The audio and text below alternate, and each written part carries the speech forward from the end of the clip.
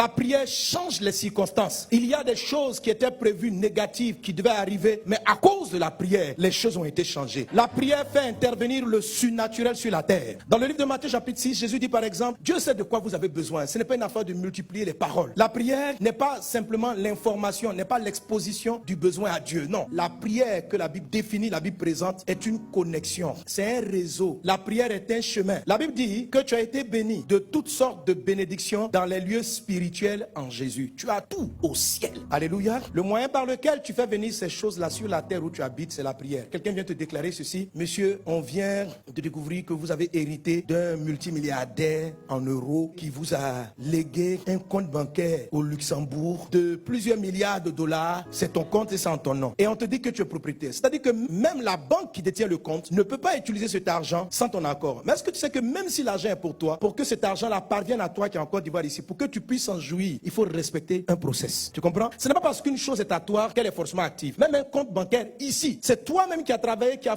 pris ton argent et qui est parti le déposer à la banque. Est-ce que tu sais que pour pouvoir utiliser ton propre argent, il faut suivre un process? Quelqu'un est-il avec moi? La prière, en fait, c'est le process par lequel tu actives une chose que Dieu t'a déjà donnée sur la terre. Amen. Alors, toutes ces bonnes choses qui t'ont été données ne peuvent être activées en toi que par la puissance de la prière. Amen. Qui a son téléphone avec lui? Tu fais beaucoup de choses, non? Tu peux envoyer des emails à ça, tu peux prendre des photos, tu peux écouter la musique, tout ça. Ok? Si la batterie est vide, rien n'est actif. Donc ce téléphone qui peut faire beaucoup de choses, pour qu'il puisse l'utiliser, il faut qu'il aille le connecter à une source d'énergie. C'est la source d'énergie qui active tout ce qu'il y a à l'intérieur. Quel que soit ce que Dieu t'a donné, si tes batteries ne sont pas rechargées, il t'a donné la paix. Si ce n'est pas rechargé, ça va écrire batterie vide. Seigneur, Seigneur, tu as promis la joie dans mon foyer. Le pasteur a prêché, il nous a dit, vous êtes bénis de toutes sortes de bénédictions. Vous avez la capacité de neutraliser. Ton téléphone peut avoir toutes les capacités. S'il n'est pas chargé, il ne peut rien faire. Quand tu vas allumer, tu dis, là, j'ai besoin de chasser un démon dans mon couple. Allume-toi, allume-toi. Tu ouvres l'application, guéris palabre du couple. L'application s'ouvre. Les palabres du couple là, c'est une lourde application. Il y a des applications là. Si te reste 3%, c'est fini. Là, j'ai besoin parce qu'il paraît qu'en Jésus, les couples sont sauvés. Il paraît quand tu appuies l'application. Est-ce qu'on est ensemble? Quel que soit ce que Dieu a dit, si tu ne prends pas le temps de te brancher à Dieu, de charger la batterie, tu ne peux pas utiliser ça. Tu ressembles à quelqu'un qui n'a pas de téléphone, tu ressembles à quelqu'un qui n'a pas un moyen d'aller sur Internet. Tu es égal à une personne qui n'a pas les applis que tu as. Il n'y a pas de différence entre toi et puis quelqu'un qui ne connaît pas Dieu. Tu n'es pas chargé parce que chaque journée ne se ressemble pas. Il y a des journées où tu vas recevoir beaucoup de coups de fil, il y a des journées où tu en recevras moins. Quelquefois avec 20%, tu peux finir ta journée. Est-ce que tu connais les sollicitations de la journée? Est-ce que tu sais les tentations auxquelles tu seras confronté? Donc la meilleure façon de faire, c'est de charger 100%. Et puis même si tu es prudent, tu vas avoir à côté un chargeur. Le chargeur, c'est ce qu'on appelle la prière sans cesse. Il y a déjà même leur téléphone là. C'est branché en même temps à leur batterie supplémentaire. Puis il marche avec ça. On est prêt. Quelle que soit la journée, on est prêt. Alléluia, Dieu voisin, prie.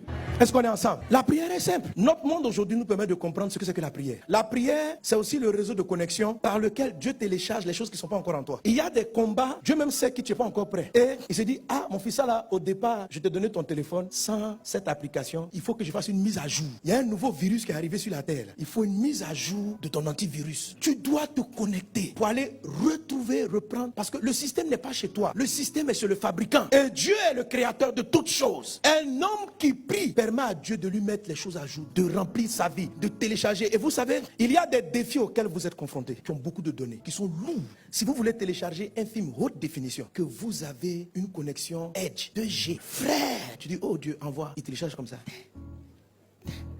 Ta barre est petite, tu vois. Quand le danger arrive demain, la qualité de la prière va jouer sur la qualité du réseau. Quelqu'un est avec moi? La prière qui produit la surabondance est un type de prière qui vous permet d'avoir le meilleur réseau de connexion. Une femme peut mieux convaincre son conjoint de faire cette chose que même le fils ne peut pas la convaincre. Elle peut télécharger plus de choses de son conjoint. Entre dans cette dimension de prière. Au nom de Jésus. Alors, les chrétiens restent frustrés sur la terre. Les chrétiens ne voient pas la puissance de Dieu. Jacques chapitre 4, verset 1 dit ceci. D'où viennent les luttes, d'où viennent les querelles parmi vous? N'est-ce pas de vos passions qui combattent dans vos membres? Vous convoitez, vous ne possédez pas. Le Seigneur dit, il y a des choses que tu souhaites avoir, mais tu n'arrives pas à les obtenir. Vous êtes meurtrier envieux. Quand on dit meurtrier, c'est pas forcément que tu es parti tuer quelqu'un. Tu es là, mais pourquoi les autres ont ça? Ça là, vraiment, eux, ils trichent. Pourquoi moi, je n'ai pas? Donc, ça crée en toi l'envie, ça crée en plusieurs la haine, l'esprit de compétition, etc. Et il dit, et vous ne pouvez pas obtenir. Il y a des choses que tu souhaites avoir. Chaque mariage dans lequel tu vas, quand mon jour va arriver, tu envies le couple de ton ami. Parce que dans leur couple, tu vois la paix, tu vois la joie. Et si mon foyer était ainsi, oh Dieu, comment je fais pour pour marier cette femme. Ah là là. Il dit, vous souhaitez, vous ne possédez pas. Pourquoi? Parce que vous ne demandez pas. Mes amis, la première chose qui fait que les gens n'obtiennent pas, c'est parce qu'ils ne demandent pas.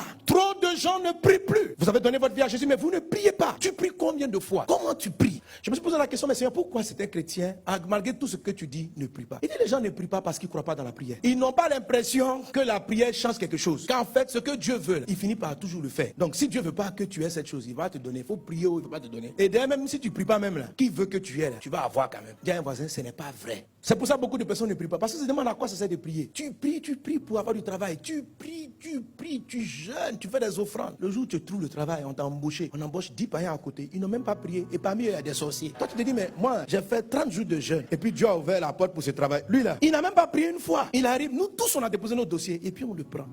Dieu, fallait-il prier? Donc vous voyez, il y a des choses comme ça que plusieurs vivent. Et on fait comme si on n'encaisse pas. Mais la vérité, c'est qu'on encaisse. Et chaque fois, ce sont des petites frustrations. Tu dis, moi je me suis sanctifié, j'ai fui le péché. Et puis lui, là, il triche, il vole. C'est lui qui a la promotion au travail. Il ment. Puis il est promu.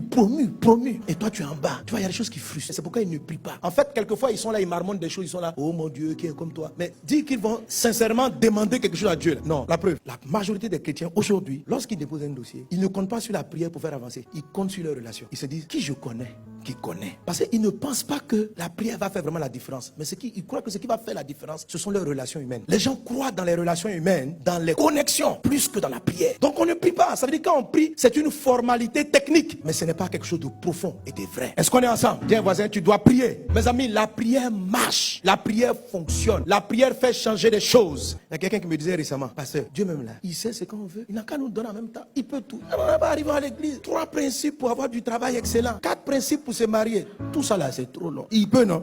Sinon, il faut me marier, je vais partir. Tu peux faire, non? Faut faire. Est-ce qu'il y a des gens qui prient comme ça? Ça, ce n'est pas une prière, c'est une plainte. Il y a beaucoup de gens qui sont rentrés en mode désabusé, découragé. Et tout ce qu'ils se mettent vers le ciel, c'est que si je n'ai pas rétrogradé, je suis là, quoi. Mais ton jour, c'est mon jour. Tu dis de ne pas murmurer, non? Je n'ai pas murmuré, hein. Mais bon, que ta volonté soit. Donc tu veux pas. Je suis là, je ne sais pas comment payer mon loyer, je ne sais pas comment mettre les enfants à l'école, là. C'est ce que tu veux. Je ne sais pas comment demander encore. Donc c'est pourquoi les gens qui ne prient plus, même quand ils sont à genoux, ils ne prient plus. Ils pleurent seulement. Ils ne prient pas. Je dis, tu sais pourquoi la chose n'a pas changé? C'est parce que tu ne pries pas. Tu pleures, tu te plains, mais tu ne pries pas. Tu fais d'autres choses, mais tu ne pries pas. Tu cherches des contacts, mais tu ne pries pas. Tu cherches qui connaît quelqu'un, tu ne pries pas. Tu cherches des relations, tu ne pries pas parce que tu ne crois plus dans la prière. Tu dois restaurer ta vie de prière parce qu'elle est la clé. Tu dois